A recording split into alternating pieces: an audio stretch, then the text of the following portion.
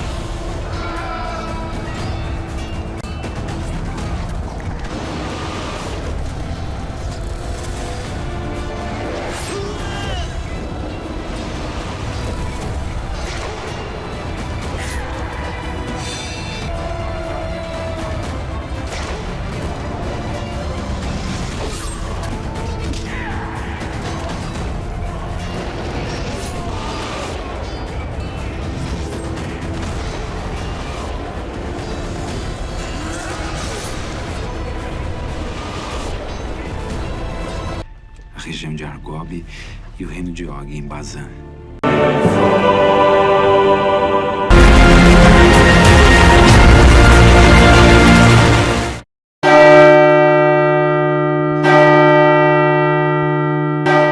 మీ అందరికీ నా హృదయపూర్వక వందనాలు. బాగున్నారా?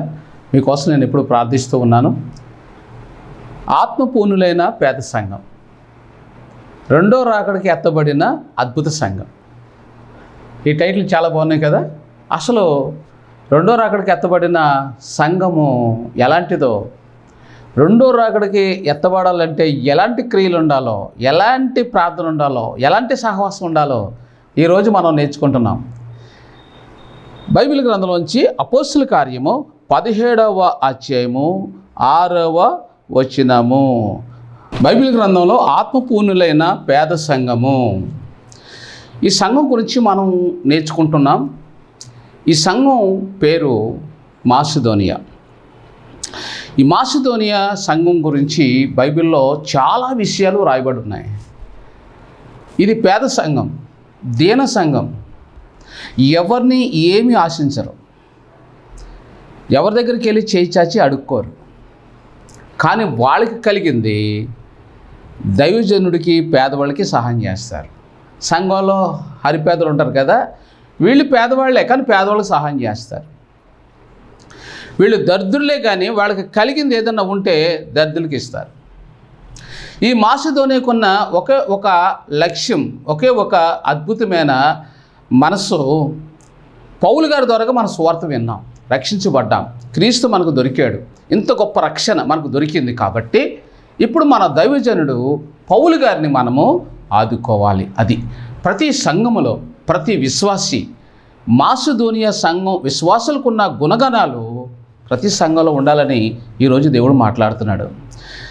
ఎందుకంటే మా దైవజనుడు పేద దైవజనుడిగా ఎందుకున్నాడు అనేది వీళ్ళొక అభిప్రాయం. ఈ మాసిదోనియా గురించి మనం కొన్ని వివరాలు మనం తెలుసుకుంటే మనకు ఆశ్చర్యం కలుగుతుంది. మాసిదోనియా సంఘములో ఒక అద్భుతమైన విషయము దాగి ఉంది. అపోస్తల కార్యము 16వ అధ్యాయం 12వ వచనం. మాసిదోనియా సంఘము వారికి దగ్గరికి వెళ్ళి సువార్త చెయ్యాలని పౌలు గారికి దర్శనం కలిగింది. 16వ అధ్యాయం 9వ వచనం. అప్పుడు మాసిదోనియా దేశస్థుడు ఒకడు నిలిచి, నీవు మాసిదోనియాకు వచ్చి మాకు సహాయం చేయవలనని తమను వేడుకొనుచున్నట్టు రాత్రి వేళ పౌలునకు దర్శనము కలిగెను. అంటే ఈ సంఘం రక్షించబడ్డానికి గల కారణం దేవుడు పౌలుతో మాట్లాడుతున్నాడు. మాసిదోనియా ప్రజలు మంచివాళ్ళు, దాతృత్వం కలిగిన వాళ్ళు, దీన మనసు కలిగిన వాళ్ళు. ఏదైనా వాక్యం ప్రకటిస్తే వెంటనే లోబడే గుణము మాసిదోనియా ప్రజలకు ఉంది. నీవు ఆ ప్రాంతానికి వెళ్ళి సువార్త ప్రకటించాలని ఇక్కడ దర్శనం ద్వారా దేవుడు పౌలుకు చూపిస్తూ ఉన్నాడు. ఈ మాసిదోనియా సంఘంలో ఒకడు పౌలు దగ్గరికి వచ్చి, అయ్యా మాకు సహాయం చేయండి అయ్యా, మేము చాలా దీనస్థితిలో ఉన్నాం, చీకట్లో ఉన్నాం, పాపంలో ఉన్నాం, అంధకారంలో ఉన్నాం, పూజలు చేస్తున్నాం, దేవతలకు ఆరాధన చేస్తున్నాం, పుణ్యక్షేత్రాలకు వెళ్ళాం, ఎన్నో మొక్కుబడులు మ్రొక్కాం, ఎన్నెన్నో ఆచారాలకి మేము ఆచరించాం. మా పాపాలు పోతాయేమో అనుకున్నాం, పోలేదయ్యా. మా పాపాలు పోయే మార్గం ఏదైనా ఉంటే అయ్యా మీరు వచ్చి మాకు చెప్పండి, మేము వింటాం అని ఒక వ్యక్తి పౌలుతో దర్శనంలో మాట్లాడుతున్నాడు. పౌలుకి వెంటనే మెలకు వచ్చింది. వెళ్ళి ఆ ప్రాంతానికి, మాసిదోనియా ప్రాంతానికి వెళ్ళి సువార్త ప్రకటిస్తే మొట్టమొదటిసారిగా ఆ ప్రాంతంలో చాలామంది స్త్రీలు దేవుని వాక్యం విన్నారు. అసలు ఇంక దర్శనంలో వచ్చింది పురుషుడు. ఆ ప్రాంతానికి వెళ్ళి ఈయన సువార్త చెబితే లూదియా రక్షించబడింది, స్త్రీలు రక్షించబడ్డారు. ఆ ప్రాంతానికి మొట్టమొదట రక్షణ పొందిన వాళ్ళు ఎవరు అంటే స్త్రీలు. కానీ దర్శనంలో చూపించింది పురుషుడు ఒక్కడు.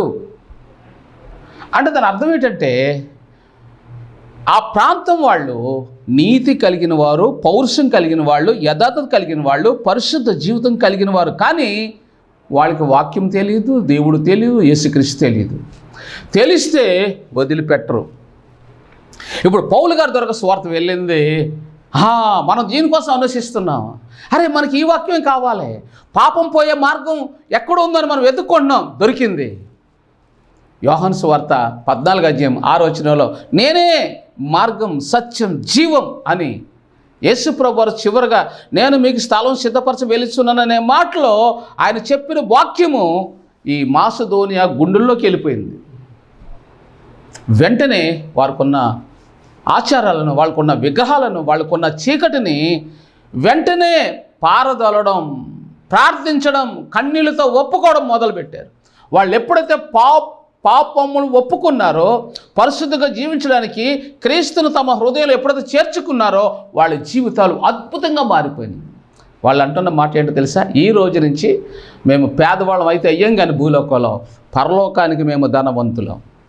మాకు సువార్త చెప్పిన మా దైవజనుడు పౌలు గారిని మేము విడిచిపెట్టకూడదని వాళ్ళందరూ ఒక ముక్త కంఠముతో చందా వేసి, అయ్యా మీరు ఎక్కడికి వెళ్ళినా మేము మీకు చందా ఇస్తామని చెప్పి పౌలు గారికి కేవు అంటే ఖర్చులు వాళ్ళే భరించేవారు, భోజనం వాళ్ళే పెట్టేవారు. ఎన్నో సంఘాలు ఉన్నాయి పౌలు గారు కట్టిన సంఘంలో, కానీ మాసిదోనియా సంఘము దాతృత్వం కలిగిన సంఘము. మాసిదోనియా వాళ్ళకి వందనాలని మనం బైబిల్లో చాలా చోట్ల మనం చూస్తాం. అయితే మాసిదోనియాలో ఉన్న గొప్పతనం ఏమిటనంటే వాళ్ళు ఒక్క ప్రసంగానికి రక్షించబడ్డారు. ఈ బైబిల్లోని ఇక్కడ పౌలు గారికి ఒక శ్రమ ఎదురైంది. 17వ అధ్యాయం 6వ వచనంలో, భూలోకమును తలక్రిందులు చేయవారు ఎక్కడికి కూడా వచ్చి ఉన్నారు. అసలు వాళ్ళు అడుగు పెడుతుంటే భూకంపం వచ్చేది, వాళ్ళు స్వార్థ ప్రకటిస్తుంటే భూకంపం వచ్చేది, వాళ్ళు ఎక్కడ అడుగు పెట్టినా సైతాన్ రాజ్యానికి భూకంపం వచ్చేది, దేవుని రాజ్యం కట్టబడేది. ఎందుకని? వాళ్ళు పౌరుషంతో క్రీస్తు స్వార్థం ప్రకటించేవారు.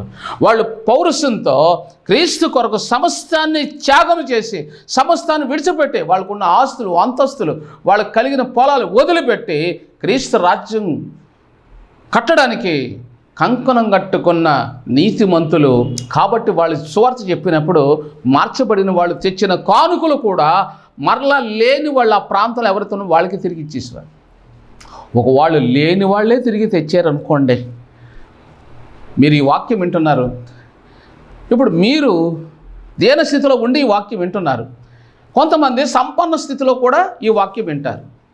ఇప్పుడు నా వాక్యము ఉన్నవాళ్ళు విన్నారు, వాళ్ళు నాకు దశంభాగం ఇచ్చారు, చందా ఇచ్చారు, ఓ 10,000 ఇచ్చారు. ఒక సహోదరి, ఆమె దగ్గర ఏమీ లేవు, పాపం అప్పుల్లో ఉంది, ఆమె పేరు స్వాతి, ఆమె నాకు 5,000 పంపింది.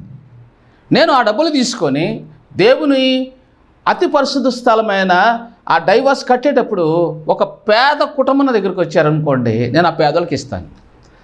ఆమె మాట నేను ఆమె మాటే నేను నెరవేరుస్తాను. ఎందుకంటే అతి పరిశుద్ధ స్థలమైన బలిపీఠం కట్టడానికి ఆమె కానుక ఇచ్చింది. అయితే నేను అది కట్టేటప్పుడు కొంచెం లేట్ అయినా, ఒక లేని వాళ్ళు వచ్చినప్పుడు ఆ లేని వాళ్ళకి కూడా నేను సహాయము చేస్తాను. ఎందుకనంటే లేని వాళ్లను ఆదుకుంటే, పేదలకు సహాయం చేస్తే, దీనులేని సేవకులకి మనం సహాయం చేస్తే అది పరలోకంలో వ్రాయబడుతుంది అని యోబు గ్రంథం 29వ అధ్యాయం 31వ అధ్యాయంలో రాయబడ్డాయి. యెషయా గ్రంథం 28వ అధ్యాయం 8వ వచనంలో కూడా రాయబడ్డాయి. దీనులేని వాళ్ళని నీ ఇంట చేర్చుకుంటే, పేదలేని వాళ్ళకి నువ్వు సహాయం చేస్తే అది పరలోకంలో రాయబడుతుంది. అందుకనే ఈ వాక్యంలో దేవుని వాక్యము ఖచ్చితంగా చెప్తుంది ఏమనంటే, ఇప్పుడు మీరు ఈ 2 రకాల మనుషులు ఈ వాక్యం వింటున్నారు. పేదలు వింటున్నారు, ధనికులు వింటున్నారు. ధనికులు కూడా నాకు సహాయం చేస్తారు, ఒకవేళ చేయకపోవచ్చు, కానీ పేదలు మాత్రం నాకు ఖచ్చితంగా సహాయం చేస్తారు. వాళ్ళు దీనస్థితిలో కూడా నాకు సహాయం చేస్తారు. వాళ్ళు చేసినప్పుడు, ఇప్పుడు దీనులు నాకు చందా పంపారండి, ఆమెన్ 1000 రూపాయలు పంపారు, లేదా 5,000 పంపారు. అప్పుడు నేనేం చేస్తానంటే వాళ్ళని గమనిస్తాను, వాళ్ళ కోసం ప్రార్థన చేస్తాను. అమ్మా మీరు దీనస్థితిలో నాకు ఇచ్చారేంటి, ఇన్ని కష్టాలు నాకు ఎందుకు ఇచ్చారు అని ఆ డబ్బులు ప్రార్థన చేసి తిరిగి వాళ్ళకి ఇచ్చేస్తాను. వాళ్ళు తీసుకోరు, అయ్యా నేను ఇస్తున్నాను తీసుకో, నాకు తర్వాత ఇద్దుగలే అంటాను. నువ్వు చెప్పినట్టు నేను చేస్తాను, కానీ లేని వాళ్ళకి ఇవ్వడంలో ఇక్కడ వాక్యం చెబుతుంది, మాసిదోనియా సంఘం నిరుపేదలు. ఇక్కడ ఈ లేఖనము చాలా అద్భుతమైన మాట చెబుతుంది. ఏమనంటే ఎఫెసీ పత్రిక 5:27, నిర్దోషమైనదిగాను మహిమగల సంఘముగాను ఆయన తన ఎదుట దాన్ని నిలబెట్టుకొనవలెనని. అంటే ఈ మాసిదోనియా సంఘం ఎలాంటిదని అంటే అపోస్తలుడైన పౌలు చెప్తున్నాడు, అది మహిమగల సంఘముగా నిర్దోషమైనదిగా తన ఎదుట నిలబెట్టుకోవడానికి క్రీస్తు ఆ సంఘాన్ని ఏర్పాటు చేసుకున్నాడు, నిన్ను ఏర్పాటు చేసుకున్నాడని ఈ లేఖనం ద్వారా నేను మీకు తెలియజేస్తున్నాను. ఇక్కడ మాసిదోనియా గురించి మనం చదువుకునేటప్పుడు, తెలుసుకునేటప్పుడు ఒక అద్భుతమైన వాక్యము యాకోబు ఇలా చెబుతున్నాడు. యాకోబు రాసిన పత్రిక 2వ అధ్యాయం 20వ వచనం, వ్యర్థుడా క్రియలు లేని విశ్వాసం నిష్ఫలమైనదని తెలుసుకొన గోరుచున్నావా. క్రియ అంటే ఇచ్చేది క్రియ. దేవుడి మీద ఆధారపడయ్యా, ఎందుకై మనుషులను ఆశిస్తావు అని అంటారు చాలామంది. అంటే వాళ్ళు అన్న దాంట్లో తప్పులేదు, కానీ ఒక కొడుకు ఒక తండ్రి వచ్చి అన్నాడు కొడుకుని, నాయన ఒక 10,000 నాకు కావాలన్నాడు. కొడుకు అన్నాడు, దేవుడి మీద ఆధారపడి నాన్న మీద ఎందుకు ఆధారపడ్డావు అన్నాడు. కొడుకేమో ఉద్యోగం చేస్తున్నాడు. కొడుకు నెలకు ₹1,00,000 తెచ్చుకుంటున్నాడు. ఇప్పుడు కొడుకు ఏమంటాడు తండ్రిని, నువ్వు దేవుడిని నమ్ముకున్నావు కదా, దేవుని మీద ఆధారపడాలి, నా మీద ఎందుకు ఆధారపడ్డావు అన్నాడు. ఇప్పుడు తండ్రి చదివించకుండా, తండ్రి కష్టపడకుండా, తండ్రి చదివించకుండా వీడికి చదువు వచ్చిందా, ఉద్యోగం వచ్చిందా, భార్య వచ్చిందా, పెట్లు వచ్చారా? సిగ్గులేని మనుషులు ఉంటారండి భూమి మీద కొంతమంది. ఇక్కడ ఏమన్నాడు యాకోబు పత్రిక 2:20 వ్యర్థుడా, క్రియ లేని విశ్వాసం నిష్ఫలమైనదని తెలుసుకొని కోరుచున్న క్రియ లేని వాడికి పెట్టాలి. నీ తల్లికి పెట్టాలి, నీ తండ్రికి పెట్టాలి. లేకపోతే నువ్వు ఒక మాట చెప్పు, నా కోసం ప్రార్థన చేయకని చెప్పు. నాకు ప్రార్థన చెయ్యి అని నువ్వు అన్నప్పుడు నేను నీ కోసం ప్రార్థన చేస్తాను డైలీ. నువ్వు నాకు జీతం ఎంత ఇస్తున్నా? నాకు నువ్వు జీతం ఇవ్వాలి మరి, ఎందుకంటే నేను నీ కోసం ప్రార్థన చేస్తాను. దేవుడు అడుగుతాడు, నువ్వు నెలంతా ప్రార్థన చేసావు. ఒకసారి ఒక వ్యక్తి కోసం ఏడుస్తుంటే దేవుడు నాతో అన్నాడు, నువ్వు నెలంతా ప్రార్థన చేస్తావు, సంవత్సరం ప్రార్థన చేస్తావు, ఆ మనిషి నీకు ఎప్పుడైనా ₹1,000 ఇచ్చిందా, ఎందుకు చేస్తున్నావు అని అడిగాడు. అది యిర్మీయా గ్రంథంలో ఉంది. అతని కోసం ప్రార్థన చేయకు నేను వినను. యిర్మీయా గ్రంథము 14:11 మరియు యెహోవా నాతో ఇట్లను, వారికి మేలు కలుగునట్లు ఈ ప్రజల నిమిత్తం ప్రార్థన చేయకము.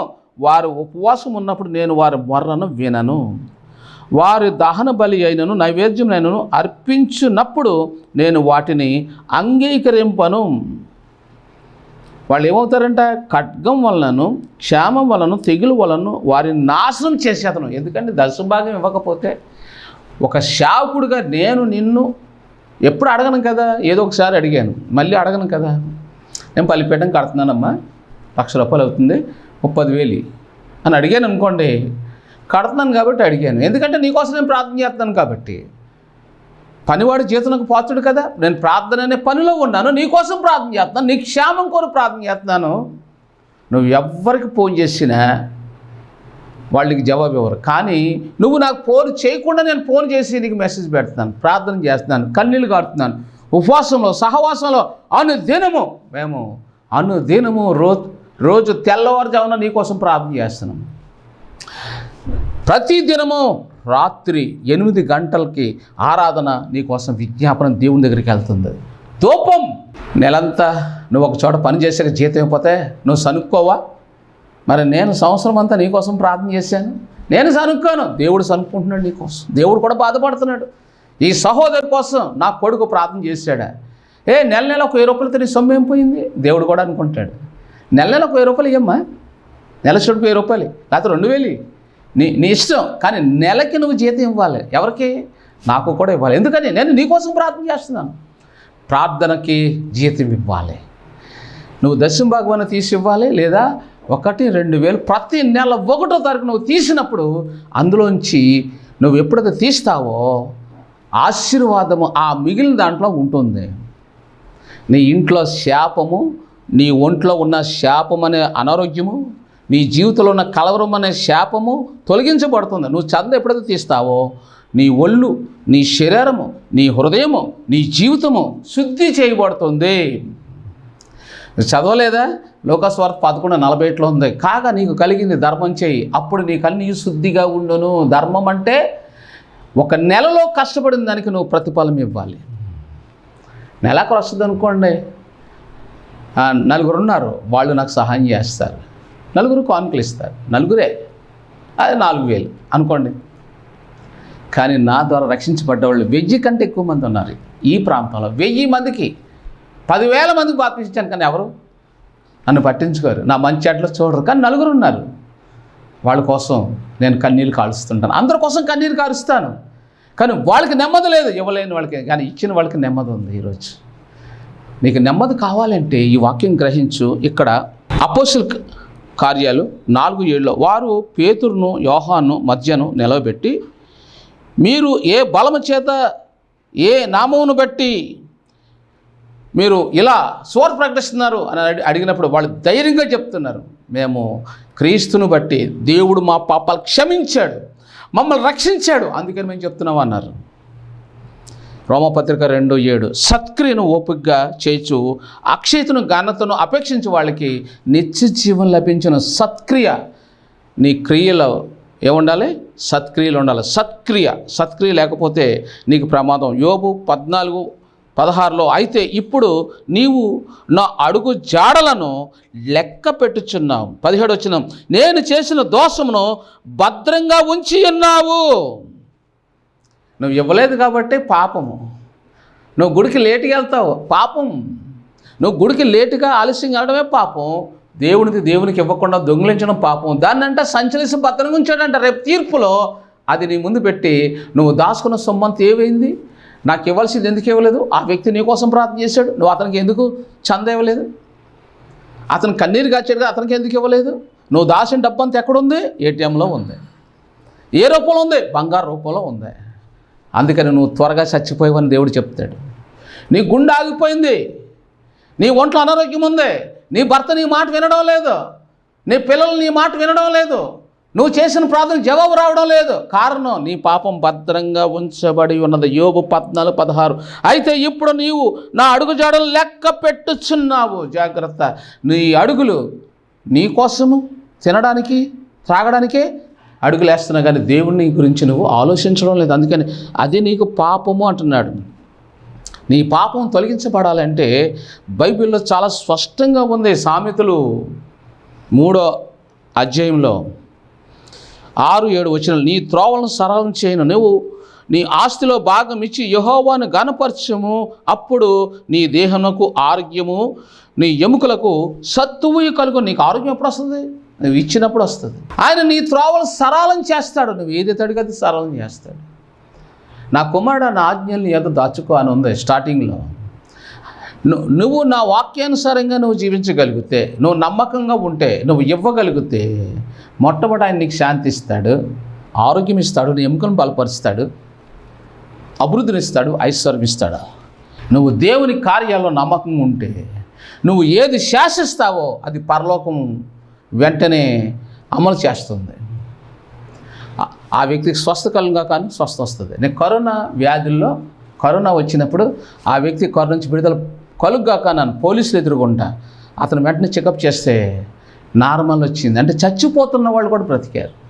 కరోనాలో దేవుడు నన్ను అద్భుతంగా వాడుకున్నాడు. ఏ వ్యాధిగ్రస్తులైనా సరే నన్ను కోరుకోండి, నేను ప్రార్థన చేస్తాను.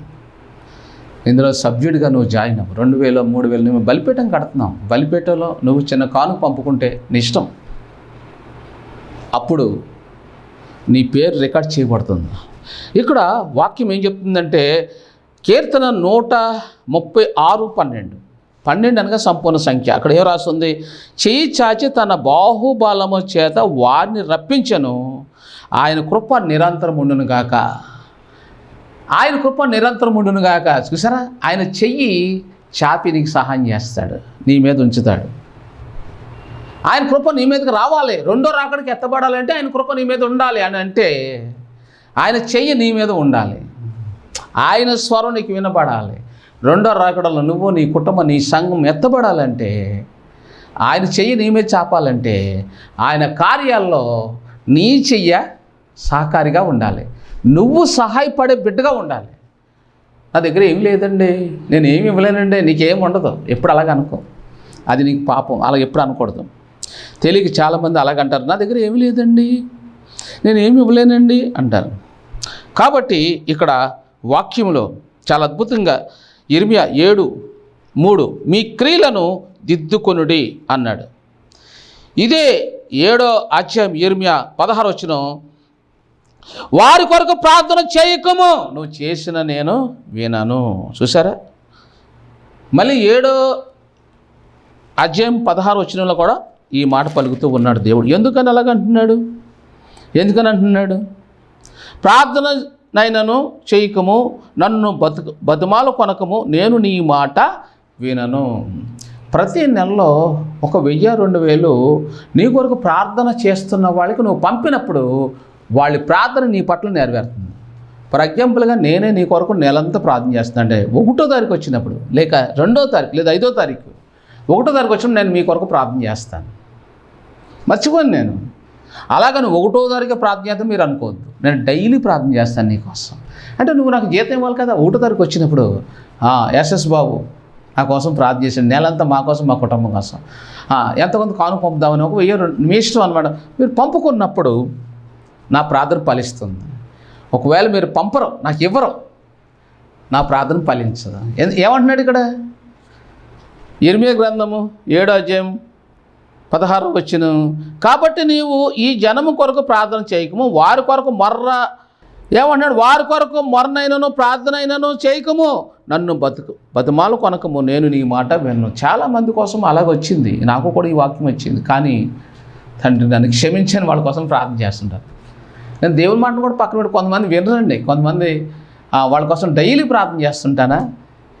ఎప్పుడైనా నేను ఫోన్ చేసి ప్రార్థన చేస్తుంటే వినరండి కొంతమంది. దేవుడు అంటున్నాడు, వాళ్ళ కోసం ఎందుకు ప్రార్థన చేస్తున్నావు? నువ్వంటే ఇష్టం లేదు, నీ ప్రార్థన వాళ్ళకి నమ్మకం లేదు, వదిలేయ్ అన్నప్పుడు తండ్రి క్షమించని మళ్ళీ వాళ్ళ కోసం ప్రార్థన చేస్తూ ఉంటుంటాను. మోసేతో దేవుడు అంటాడు, ఇశ్రాయేలు ప్రజలు సనుక్కుంటున్నారు, చంపేస్తాను. వద్దు నాయన, నా పేరు జీవగ్రంథంలో తీసేవాళ్ళని చంపొద్దు అన్నాడు. నేను అలాగే ప్రార్థన చేస్తున్నాను కన్నీళ్లతో. ప్రియులారా, ఈ వాక్యం వింటున్నారు మీ జీవితంలో ఒక సత్యాన్ని మీరు గ్రహించాలి. ఈరోజు ఆయన నీకు తాళపు చెవులు ఇస్తూ ఉన్నాడు. ఆ తాళాలు నీ దగ్గర ఉంటే నువ్వు ఎక్కడ అడుగు పెట్టినా అక్కడ నీకు అన్ని దీవెనలు ఉంటాయి. సైతాన్ రాజ్యం పారిపోతుంది. నువ్వు ఎక్కడికి వెళ్ళి స్వార్థ చెప్పినా, సాక్ష్యం చెప్పినా వేలాది మంది నిన్ను వెంబడిస్తారు, రక్షణ పొందుతారు. యెషయా గ్రంథం 22వ అధ్యాయం 22వ వచనం ఇదే మాట. ప్రకటన గ్రంథం 3:7 కూడా ఉంది. దావీదు తాళపు చెవి అంటే దాని అర్థం ఏంటంటే దావీదు వేకువజామున విజ్ఞాపన చేసి ఆరాధన చేసే అలవాటు ఆయనకు ఉంది. చూసారా, ఎవరి గురించి అనలేదు ఆ మాట, దావీదు గురించి అన్నాడు. దావీదు కీర్తన అంటారు. కీర్తనలో ఎంతోమంది రచించారు, కానీ దావీదు కీర్తన అంటారు. ఎందుకంటే వేకువజామున లేచి మర్చిపోకుండా ప్రార్థన చేసే అలవాటు, ఆరాధన చేసే అలవాటు దావీదుకు ఉంది. విజ్ఞాపన చేసేవాడు, ఆరాధన చేసేవాడు. ఒకరోజు అతను ఆరాధన మానేశాడు, పడిపోయాడు. ప్రియులారా, ఈరోజు నువ్వు నిలబడి ఉండడానికి, ఎత్తబడే సంఘంలో నువ్వు ఉన్నావు అనడానికి రుజువు ఏంటంటే బైబిల్లో యోబు 33:25 అప్పుడు వాని మాంసం బాలుర మాంసం కన్నా ఆరోగ్యంగా ఉండును. నువ్వు ఈ వాక్యాన్ని నువ్వు శ్రద్ధగా విన్నప్పుడు పసిబిడ్డ లాంటి దేహం దేవుడు నీకు ఇస్తాడు. అంతేకాదు అపోస్తల కార్యాలు 12:7 ఇదిగో ప్రభు దూత అతని దగ్గర నిలిచాను, అతడు ఉండిన గదిలో వెలుగు ప్రకాశించాను, సంఖ్యలు అతని చేతుల నుండి ఊడిపడెను, వస్త్రం పై వేసుకొని. అంటే ప్రియులారా, నువ్వు దేవుని వాక్యానుసారంగా ఉంటే దేవదూతలు నీ ముందు ఉంటాయి, నీ చుట్టూ ఉంటాయి, నీకు వస్త్రం కప్పుతారు. ఏదైనా వనంలో చిన్న పాపం వల్ల ఆజ్ఞ అతిక్రమంలో మహిమవస్త్రం తొలగించబడింది. యేసుక్రీస్తు శిలువలో మళ్ళీ ఆ మహిమవస్త్రం మనకి తొడిగి లోపలికి తీసుకెళ్ళాడు. ఏదైనా వనంలో వస్త్రం పోగొట్టుకొని వెలుపలికి వెళ్ళారు. శిలువలో మన తండ్రి, మన ప్రభు మన కొరకు వస్త్రహీనుడిగా సిలువ వేయబడి మహిమ వస్త్రం మనల్ని కప్పి మహిమాకాశానికి తీసుకుని వెళ్ళడానికి త్వరగా వస్తున్నాడు. మహిమ వస్త్రం నీకు ఇచ్చాడు. వాళ్ళు వెలివేయబడ్డారు ఆది దంపతులు, మనం లోపలికి ఆహ్వానించబడ్డాం. ఈ వాక్యము మనందరి జీవితంలో నెరవేరినట్లు ప్రభు మనలను సిద్ధపరచును గాక. దేవుడు ఈ వాక్యం దీవించును గాక. రెండో రాకడ కొరకు మీరు సిద్ధపడండి. మీ ప్రార్థన అవసరం ఏదన్నా ఉంటే నాకు తెలియచేయండి. మేము బలిపీఠం కడుతున్నాం, చిన్న కానుక మీరు పంపుకోండి. అది అతి పరిశుద్ధ స్థలం. అన్ని బలిపీఠాల్లో కాదు, ఇది అద్భుతమైన బలిపీఠం మేము కడుతున్నాం. దేవుడు చూపిస్తే ప్రత్యక్షతో మాసిదోనియ సంఘం బలిపీఠం కట్టుకున్న సంఘం, మాసిదోనియ సంఘము ఇచ్చే సంఘం. ఆదికాండం 22వ అధ్యాయం 12వ వచనంలో అబ్రహామును దేవుడు పిలిచాడు, ఆశీర్వదించాడు. ఆ బలిపీఠం నేటికి ప్రపంచ ప్రఖ్యాతి గాంచిందిగా ఉంది. అలాంటి బలిపీఠం మేము కడుతున్నాం. మీ పేరు ఆ బలిపీఠంలో మీ చేతులు చాపండి. దేవుడు మిమ్మల్ని ఆర్థికంగా, ఆరోగ్యంలో, ఆత్మలో రెండో రాకడలు ఎత్తబడే సంఘముగా, మాసిదోనియ సంఘముగా దేవుడు మిమ్మల్ని దీవించను గాక. పరిశుద్ధ ఈ వాక్యం ఉంటున్న బిడ్డలు దీవించండి. రాబోతుంది రెండో రాకడ కోసం సిద్ధపరచండి. వీరిలో ఉన్న సమస్త బలహీనత యేసునామములో బంధిస్తున్నాను. యేసు నామములో ప్రార్థిస్తున్నాం తండ్రి, ఆమేన్. వందనాలు.